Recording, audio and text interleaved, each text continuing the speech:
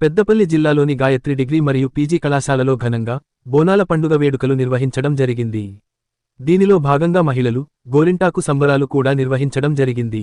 ఉపాధ్యాయురాలు నాగ్ కోఆర్డినేటర్ శారద బోనం ఎత్తుకుని తోటి ఉపాధ్యాయురాలతో వచ్చి అమ్మవారిని భక్తిశ్రద్ధలతో పూజించి నైవేద్యం సమర్పించడం జరిగింది. ఈ కార్యక్రమంలో గాయత్రి కళాశాల కరస్పాండెంట్ అల్లంకి రజని శ్రీనివాస్ మాట్లాడుతూ, కాకతీయ కాలం నాటి నుంచి ఈ బోనాల పండగ ఉండేదని, శతాబ్దాల చరిత్ర ఈ పండుగ ఉందని తెలియజేస్తూ, ఆషాఢ మాసంలో అమ్మవారు పుట్టింటికి వస్తారని, తమ తల్లిగా ఆడబిడ్డగా పిండి వంటలు నైవేద్యం కొత్త కుండలో వండి అమ్మవారికి బోనం అనగా భోజనం సమర్పిస్తారు. ఆషాఢంలో వచ్చే వ్యాధులైన కలరా, ప్లేగు, మసూచి ప్రకృతి బీభత్యాలు రాకూడదని, వర్షాలు కురవాలని, పాడిపంటలు వృద్ధి చెందాలని, సిరిసంపదలు కలగాలని మన తెలంగాణ ప్రాంతంలో అమ్మవారిని కొలిచే గొప్ప పండుగ అని తెలియజేస్తుంది.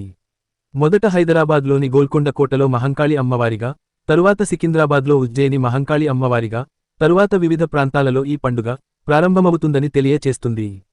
కార్యక్రమంలో విద్యార్థులు సాంప్రదాయ దుస్తులతో ఆటపాటలతో అలరించారు మరియు ఉపాధ్యాయురాలు పాల్గొన్నారు.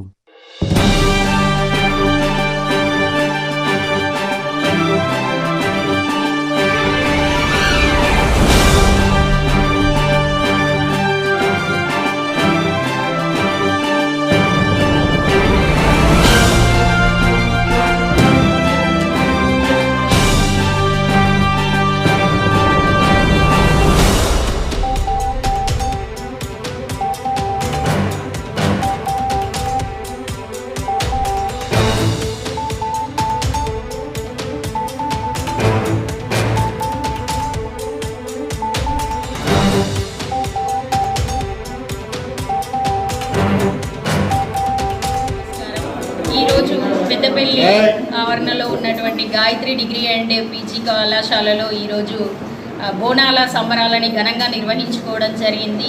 సో బోనం అనగా అమ్మవారికి సమర్పించేటువంటి నైవేద్యము.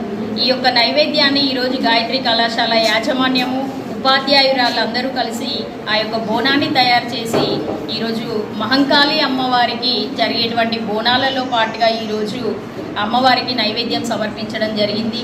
ఇందు మూలంగా ఈ కళాశాలలో పనిచేస్తూ ఉన్నటువంటి ఉపాధ్యాయులు అదేవిధంగా చదువుకుంటున్నటువంటి విద్యార్థులు అందరూ కూడా వాళ్ళ యొక్క కళలని సాకారం చేసుకోవాలని, ఆయురారోగ్యాలు సిరి సంపదలు సిద్ధించాలని కోరుకుంటూ ఈ యొక్క సంబరాలని ఘనంగా ఏర్పాటు చేసుకోవడం జరిగింది.